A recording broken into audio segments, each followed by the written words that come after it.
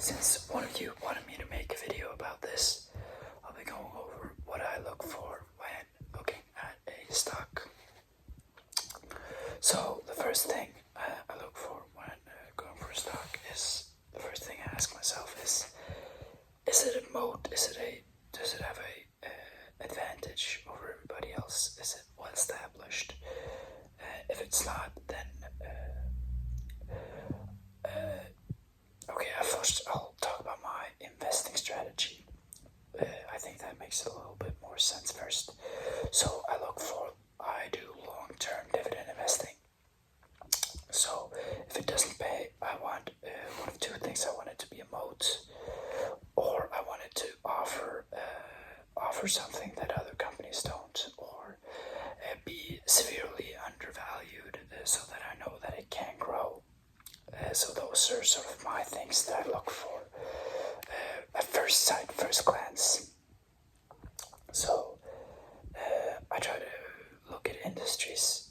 I avoid many industries. I avoid healthcare in large part and energy, except for oil, because I don't really know much about energy stocks. And healthcare, I think it's very hard to break into that market. So unless you're a very established player, you're gonna have a hard time breaking into it. And I think that is also why I've also invested into Novo Nordisk, because of the fact that it's such an old company and it's a healthcare company. So I know that most likely it won't fall, and other businesses that are smaller won't be able to challenge Novo Nordisk's authority, such as the case was with OpenAI and Google. So yeah, then the next thing I look for is profitability. Are there high and stable margins here in the company? Also, I want to see if the company has a monopoly in its business. An example for this is ASML and Equifax. I think are probably Duolingo in EU healthcare, or diabetics. It's Eli Lilly, Novo Nordisk. Then you have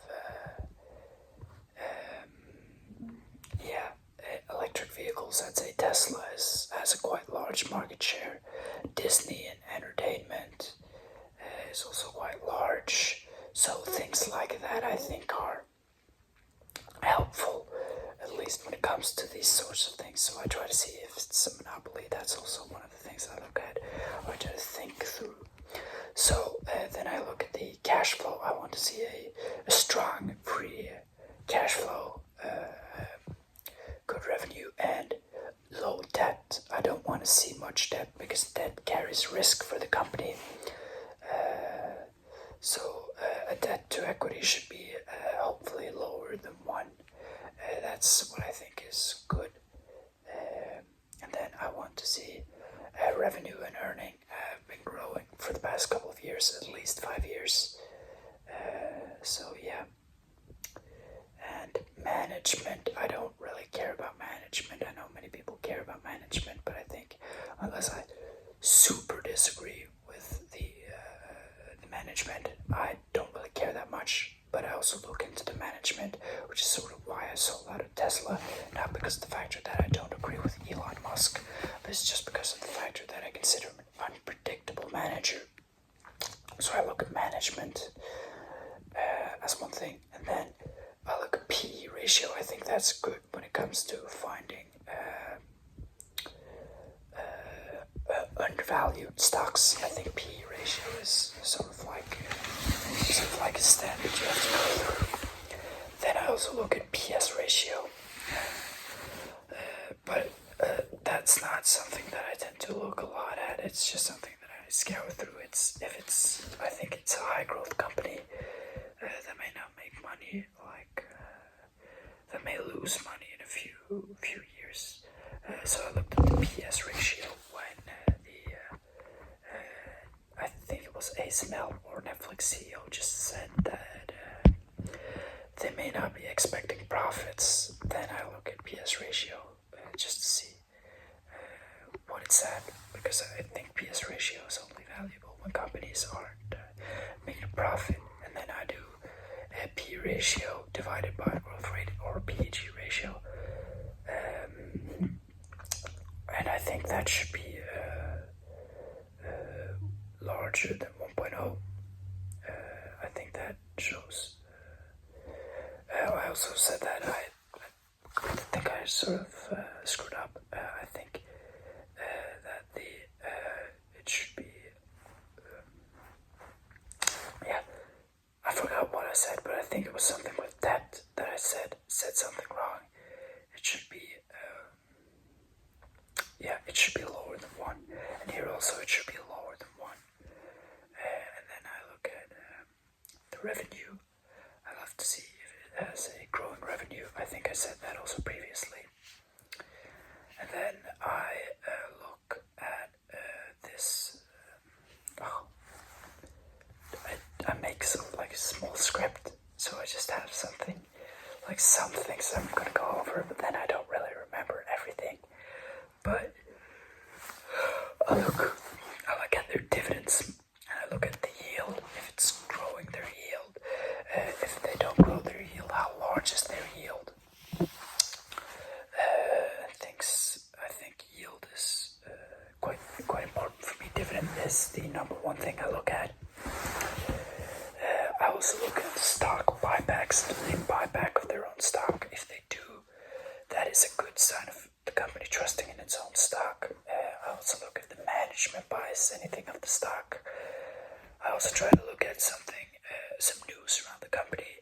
Competitors, are the competitors being sued? Are the companies being sued? Are their competitors strong competitors? How does the competitors' financials look?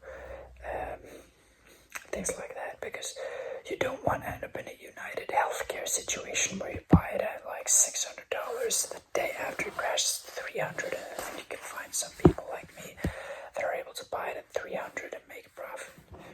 And it's sort of that thing that got me sort of watching the news when I thought about buying United Healthcare, and I bought it a day too late. Because of the factor that I didn't have an internet connection, because I was at my cabin, and then it was like, or I didn't have good internet connection, so it's like, holy shit, if I'd bought it at the time I wanted to buy it, I'd been screwed. So yeah, I also try and ask myself a few questions like, does this company have a bright, realistic future? Can they adapt to the future's needs, such as like, can Google keep up in the AI race? To my answer, that is always going to be a yes. And then market potential. Will it be expanding in its market? Does it have the ability to expand? And yeah, I don't really have anything else other than that. I try to check just the risks around it, like are they issuing a lot of new shares? Like, are they diluting shares? How is the regulation? Like, is a government policy going to like? Is a government something like a government policy that may be put in place going to like destroy this thing, such as like with tariffs? Like, is tariffs going to be able to sort of destroy this thing? And I think that was the case for Novo Nordisk. Even so, I don't believe that Novo Nordisk would fall. Yeah, do they have dependence on just one region, product or client? I think I'm going to go with Novo Nordisk for an example. They're known for their Ozempic, which is massively increased it. Everybody knows they're for their Ozempic. Novo Nordisk is a company for people with diabetes. That's what it's at. Its fundamental value. The Ozempic is just a byproduct of that. So again, yeah, and yeah, I also look at the competition. Our margins like shrinking from their rivals and stuff like that. And then I look if the stock is cyclical, like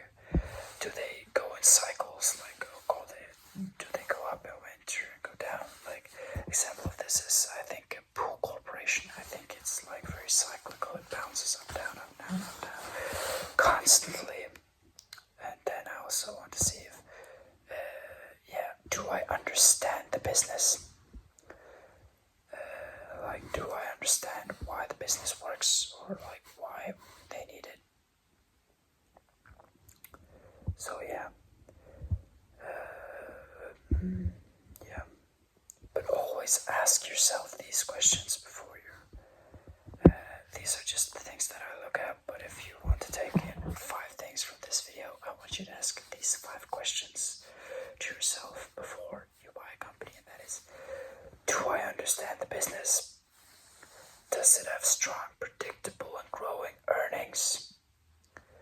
Does it have a competitive advantage, or something that makes it stick out like a moat or innovation?